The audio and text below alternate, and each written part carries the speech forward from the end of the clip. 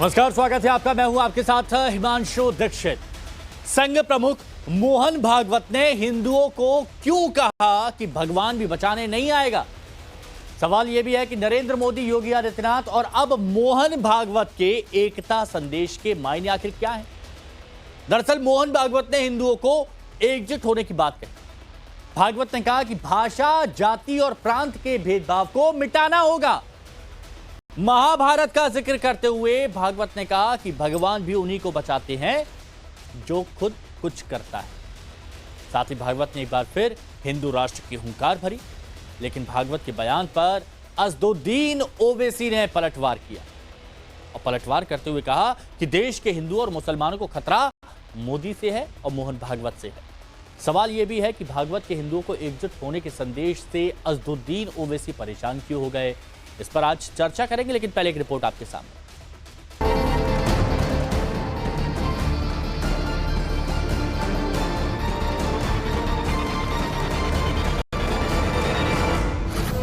संघ प्रमुख मोहन भागवत ने हिंदू समाज को खास संदेश दिया। मोहन भागवत ने हिंदुओं को एकजुट होने का आह्वान किया। संघ प्रमुख ने कहा कि हिंदू समाज मतभेद और विवाद मिटाकर एक साथ है। समाज में सबके मन में एक दूसरे के प्रति सद्भावना, आत्मीयता चाहिए। यह वातावरण उत्पन्न करना पड़ता है, वैसा व्यवहार होना चाहिए। समाज के सब क्रियाकलापों में व्यक्ति से लेकर समूह तक सर्वत्र आचरण का अनुशासन होता है, कानून होता है, संविधान होता है, भद्रता के संकेत होते हैं। एक दूसरे को कष्ट न हो ऐसा रहना पड़ता है। राजस्थान के बारां में कृषि उपज मंडी में स्वयं सेवक एकत्रीकरण का आयोजन हुआ। संघ प्रमुख मोहन भागवत ने इसी के समापन के मौके पर हिंदू समाज को एकता का संदेश दिया। भागवत ने कहा कि भाषा, जाति और प्रांत के भेदभाव को मिटाना होगा। महाभारत का जिक्र करते हुए भागवत ने कहा कि भगवान भी उन्हीं को बचाते हैं जो कुछ करता है। क्योंकि हिंदू समाज को एक आदत है, वो ठेका दे देता है, भगवान बचाओ। अरे भगवान उनको बचाता है जो खुद कुछ करते हैं। वो पांडव जब अपने शस्त्र निकालकर रथ में बैठे युद्ध के लिए, तब भगवान ने उनका सारथ्य किया। भगवान का तो सामर्थ्य था, कुछ करने की जरूरत नहीं थी। भ्रुकुटी टेढ़ी कर देते तो सब दुष्ट लोग मर जाते, लेकिन भगवान ने ऐसा नहीं किया। क्यों? भगवान ऐसे कभी करता नहीं। काम तो उसकी दुनिया में जिन्होंने जन्म लिया है उन्हीं को करना पड़ता है। आरएसएस प्रमुख ने समाज में आचरण, अनुशासन और कर्तव्य का संदेश दिया। भारत की हजारों साल पुरानी विरासत का जिक्र किया। बोले, भारत एक हिंदू राष्ट्र है जहां सभी को सम्मान मिलता है। हम भारत माता के पुत्र हैं और इसलिए भारत माता के लिए जिएंगे, मरेंगे। लेकिन भारत में भारत के लिए जिम्मेवार समाज कौन सा है? वो हिंदू समाज है, क्योंकि भारत हिंदू देश है, हिंदू राष्ट्र है। परंपरा से, प्राचीन समय से यहां पर हिंदू लोग रहते आए। हिंदू नाम बहुत बाद में आया, लेकिन उस समय से जो रहते आए थे उन्हीं को हिंदू नाम मिला। हिंदुओं को एकजुट करने और हिंदू राष्ट्र की बात करते ही असदुद्दीन ओवैसी बौखला गए। चीन का जिक्र करते हुए सीधे सीधे प्रधानमंत्री मोदी और संघ प्रमुख मोहन भागवत पर हमला बोला और कहा कि भारत में हिंदू और मुसलमानों को खतरा नरेंद्र मोदी और मोहन भागवत से है। भारत के 78 करोड़ हिंदुओं को खतरा है। सुनो मोहन भागवत, न भारत के हिंदुओं को खतरा है, न भारत के मुसलमानों को कोई खतरा है। हां, एक खतरा भारत के मुसलमानों को, हिंदुओं को, दलितों को, आदिवासियों को, सिखों को, ईसाइयों को है। वो किससे है? नरेंद्र मोदी और मोहन भागवत से खतरा है। हमको खतरा तुमसे है। और मोहन भागवत सुनो, चीन भारत की 2000 स्क्वायर किलोमीटर पर कब्जा करके बैठ गया और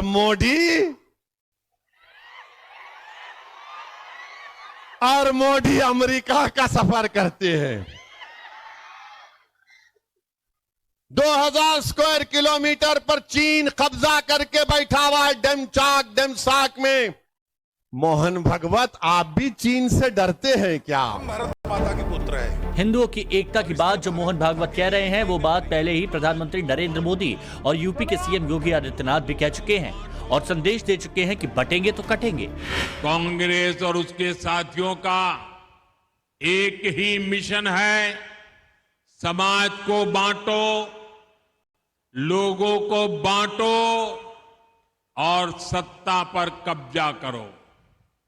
इसलिए हमें अतीत से सबक लेना है। हमें हमारी एकता को ही देश की ढाल बनाना है। हमें याद रखना है, अगर हम बटेंगे तो बांटने वाले महफिल सजाएंगे।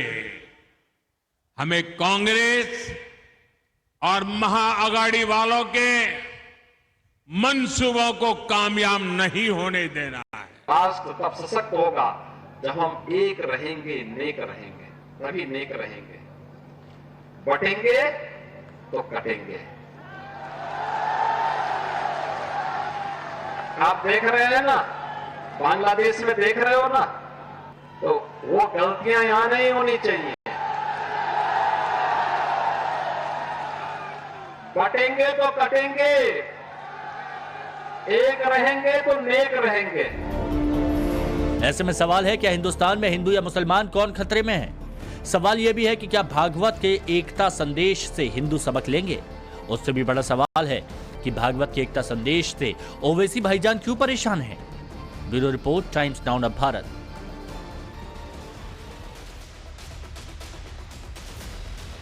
तो आपने बयान सुने, एकता का संदेश दिया गया तो उधर से कभी बोला गया कि खतरा नहीं है और कभी बोला गया कि खतरा है। चलिए मेहमानों से बात करते हैं। हमारे साथ में आज इस चर्चा में संजय राणा जी राजनीतिक विश्लेषक हैं, जुड़े हुए हैं। हमारे साथ में करण वर्मा साहब राजनीतिक विश्लेषक जुड़े हुए हैं। हमारे साथ में अजय वर्मा जी कांग्रेस की तरफ से हैं। दानिश कुरैशी जी AIMIM प्रवक्ता हैं हमारे साथ में, और हाफिज नूर अहमद अजहरी साहब इस्लामिक स्कॉलर हमारे साथ में जुड़े हुए हैं। आप सभी का बहुत स्वागत है। दानिश कुरैशी जी, मोहन भागवत कह रहे थे कि सबके मन में एक दूसरे के प्रति आत्मीयता होनी चाहिए, एक दूसरे को कष्ट ना हो, ऐसा यहाँ पर रहना चाहिए। हिंदुओं को एकता की बात कर रहे थे, लेकिन असदुद्दीन ओवैसी साहब क्यों इतना मतलब आक्रामक हो गए? वजह क्या थी इसके पीछे? देखिए, सबसे पहले तो मैं अपनी बात हिमांशु शुरू करूं, उसके पहले मैं फिर वापस वही दोहराऊंगा कि मोहन भागवत और RSS, ये कहा, मोहन भागवत तो चलिए ठीक है कि वो भारत के नागरिक हैं, लेकिन ये RSS कहाँ है, कौन है, किसकी है, कैसी है, क्या कहीं कोई डॉक्यूमेंटेशन है? अच्छा, वो हम पूछते हैं तो कहते हैं कि कागज नहीं बताए। दूसरे नंबर की बात कि मोहन भागवत जो कह रहे हैं कि हिंदुओं की एकता, हिंदुओं की आत्मीयता, अगर यही बात कोई दलित नेता कह देगा, यही बात असदुद्दीन ओवैसी साहब कह देंगे, यही बात कोई ट्राइबल नेता कह देगा, तो फिर आप भड़क जाते हैं। तो प्रॉब्लम आपका क्या है कि आपको दरअसल हो क्या रहा है, खबर है कि एक तरफ योगी का स्टेटमेंट आता है, दूसरी तरफ मोदी का स्टेटमेंट आता है, और उसके बाद मोहन भागवत का स्टेटमेंट आता है। दरअसल ये पूरा जो स्टेटमेंट है ये पॉलिटिकल स्टेटमेंट है। अच्छा, क्योंकि उनको ये समझ में आ गया है कि हरियाणा में, कश्मीर में ये वापस लौट नहीं रहे सत्ता में, और एक एक करके टेरिटरियां जो हैं वो इनके हाथ से निकलती जा रही। तो इस तरीके की बात करके वो कहना चाहते हैं।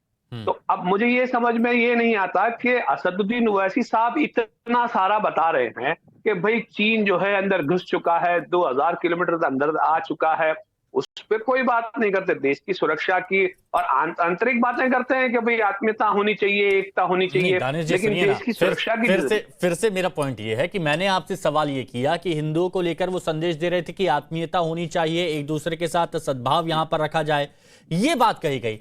इसमें मुसलमान कहां से आ गए, और उसमें ये कैसे कहा गया कि भाई मुसलमानों को अगर हिंदुओं को खतरा है तो वो भागवत से ही है, मोदी से ही है? ये कहां से आ गए? इस देश, बिल्कुल देखिए मैं आपको बताऊं, इस देश के अंदर में, मैंने आपको बताया तो इस देश के अंदर में भारतीय जनता पार्टी और RSS, ये दोनों वो पार्टी, दोनों वो संगठन हैं जिसने देश में भारतीय एक प्रकार की मस्जिद गिराने की राजनीति की, या अराजकता और विभाजन की राजनीति हमेशा से ये करते आए हैं। इन्हीं लोगों से खतरा है इस देश के मुसलमानों को, दलितों को, मतलब एकता की भी बात की जाती है तो वहां पर आपको खतरा नजर आता है ना? हाँ, क्योंकि यहाँ पर कहीं पर भी एक भी बात ऐसे शब्द का इस्तेमाल नहीं किया गया जो कहीं से आपत्तिजनक हो या फिर कुछ ऐसा हो जो कहा जाए कि किसी के लिए खतरा है। अच्छा, करण वर्मा जी बताइए, क्या वजह थी कि आखिर एकता की बात करने वाले समय और यहां पर सद्भाव की बात करने वाले, आत्मीयता की बात करने वाले बयान को खतरे से जोड़कर देखा जा रहा है? देखिए हिमांशु जी, अगर हम अपने देश की संस्कृति की बात करें तो हमारे देश की संस्कृति में तो नारा है सत्यमेव जयते।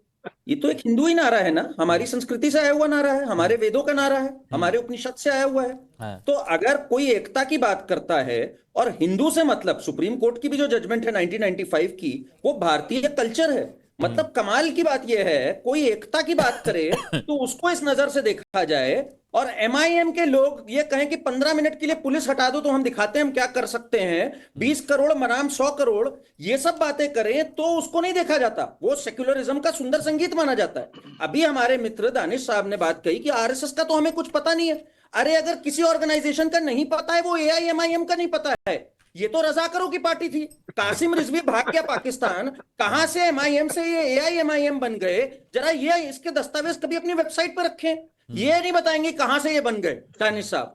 इनके एमपी इम्तियाज जलील कह दें कि नुपुर को इस चौकी पे लटका देना चाहिए। इस भद्दी टिप्पणी का जो लोग बोल दें वो एकता की बात कर रहे हैं, और एक व्यक्ति जो कह रहा है कि भाई हम सबको एक होना चाहिए, आगे बढ़ना चाहिए, भारत को और ऊंचाइयों पे ले जाना चाहिए, उससे दानिश साहब को प्रॉब्लम है। तो मेरा ख्याल है ये मानसिकता साफ है। इनकी मानसिकता सिंपल है जी, मैं आपको बता दूं हिमांशु, हिंदू को कास्ट पे बांटो, मुस्लिम की कास्ट नहीं बोलेंगे, ये वहां नहीं बोलेंगे अशरफ है, अजलफ है, धोबी है, पसमंदा है, वहां चुप हो जाएंगे ये। वहां इनको पूरी तरह साफ सुन जाएगा जब मुस्लिम की बात करेंगे। कास्ट सेंसस में भी मुस्लिम में नहीं चाहिए इनको कास्ट सेंसस, इनको हिंदू को बांटना है, मुस्लिम को एक करना है और सेक्युलरिज्म का गीत बजाना है। अच्छा। ये है इनकी सच्चाई।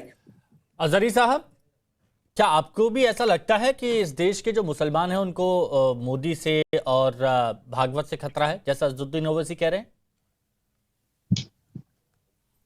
दरअसल अभी आपने एक जुमला बोला है कि उन्होंने कोई ऐसी बात नहीं कही जो देश के लिए खतरा हो। सबसे बड़ा खतरा यही है कि पीएफआई ने जब इस्लामिक राष्ट्र की बात की थी तो पीएफआई के ऊपर प्रतिबंध लगाया गया, उनको जेल भेजा गया, हम लोगों ने सहमति जताई और उस पर हमारी भी आपत्ति थी कि ये गलत है। खालिस्तानियों ने जब खालिस्तानी राष्ट्र की बात की तो उन पर कार्रवाई हुई, वो लोग जेल में गए।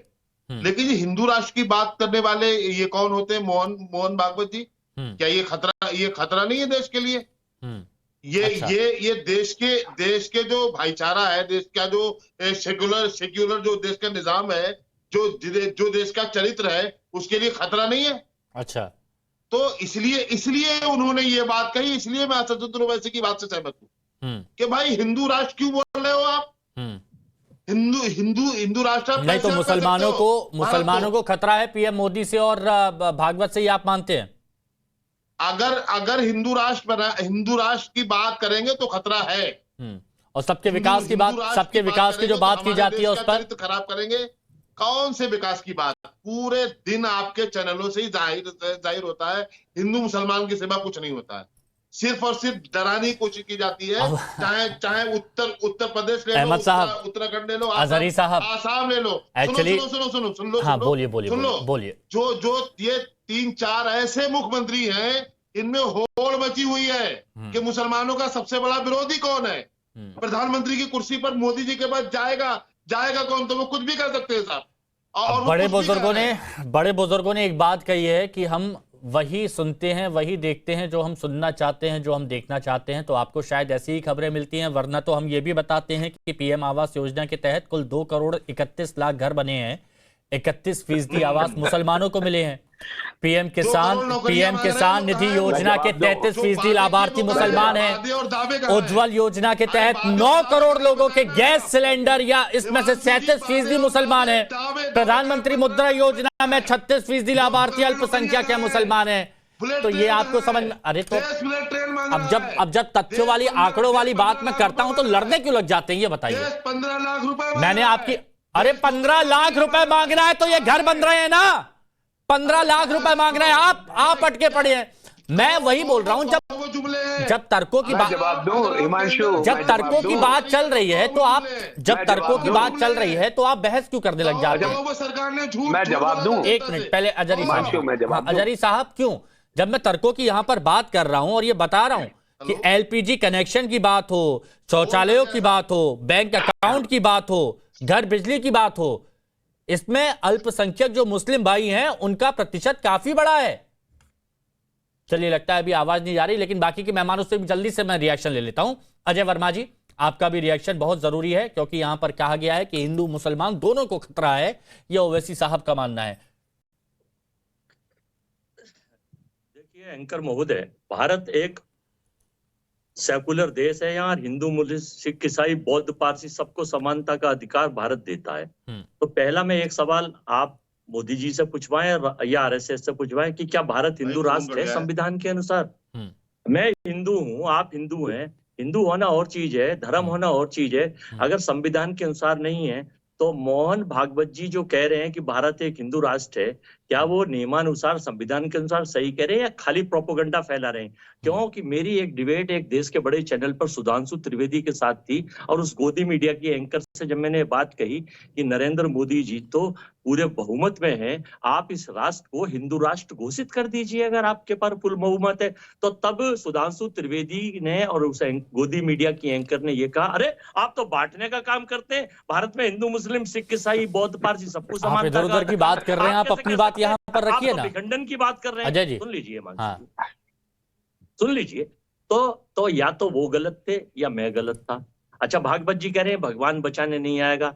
ये नास्तिक आदमी है, ना भगवान को मानते ना राम को मानते, उनका पॉलिटिसाइज करते हैं, उनको यूज करते हैं, उनका यूज करते हैं, और केवल उनके नाम पे चंदा खाना, उनके नाम पे भी अयोध्या कॉरिडोर में घोटाला करना, सीएजी की रिपोर्ट है, उनके नाम पे जमीन घोटाले करना, और अब कह रहे हैं साहब भगवान बचाने नहीं। आदरणीय नेताजी, आप मुद्दे पे नहीं रहते हैं, दिक्कत आपकी सबसे बड़ी यही है।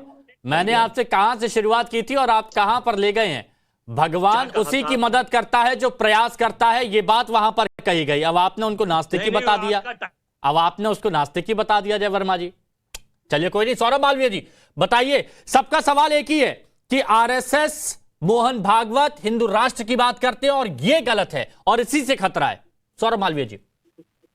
हिमांशु जी, आरएसएस हिंदू राष्ट्र की बात करती है, ये तो सत्य है, लेकिन भारत में रहने वाला हर व्यक्ति हिंदू है, वो गर्व के साथ कहता है कि वह हिंदू है।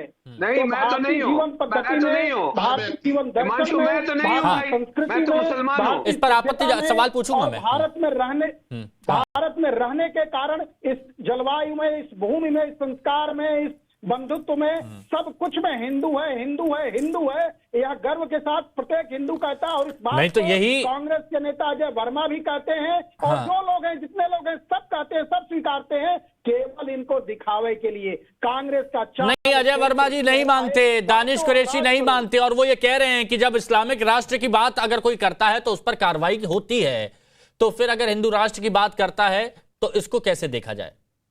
इस पर क्यों नहीं आपत्ति जताई जाती? निश्चित तौर पर कांग्रेस ने लंबे समय, अजय जी मैंने पूछा ना, जवाब लीजिए ना, जवाब ले लेते हैं एक बार। भारत को बांटने का काम किया है, बांटने के सिवा कुछ नहीं किया है। इसलिए उसके चाल चरित्र और चेहरा में एक ही चीज दिखता है कि कैसे समाज को, भारतीय समाज को बांटे, कैसे लोगों को बांटे और सत्ता में बने रहे।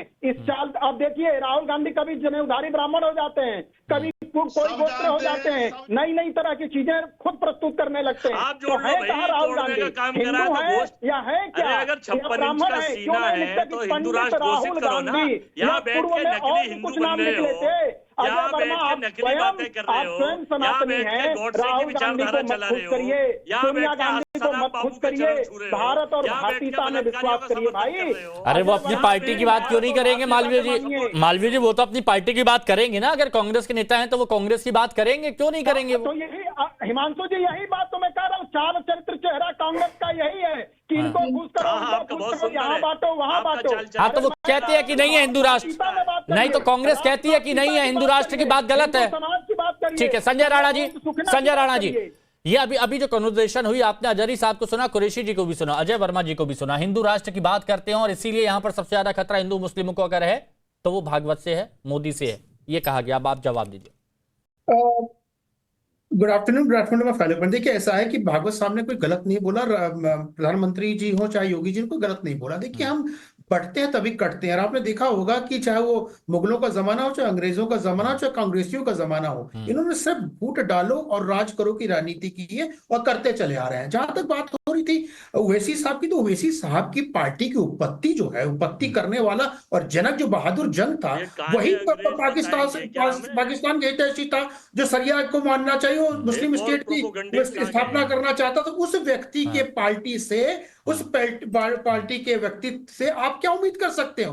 वो हिंदुओं की बात करेगा, वो हमें इस्लामिक बात करने वाला व्यक्ति है और इस्लाम की ही बात करेगा। बहादुर जंग चाहते थे कि हैदराबाद जाकर पाकिस्तान में मिल जाए, तो उसी की विचारधारा को मानने वाले तो वैसी है, वैसी उसी पार्टी का अध्यक्ष इस समय, तो उस तरह की चर्चा की जाएगी। जहां तक बात हो रही थी कि हिंदुओं को खतरा है आरएसएस से, नहीं, हिंदुओं को और इस राष्ट्र को, इस संस्कृति को खतरा है ओवैसी ऐसे विचारधारा वाले नेताओं से, इस्लामिक सोच वाले नेताओं से, रेडिकलाइजेशन करने वाले नेताओं से।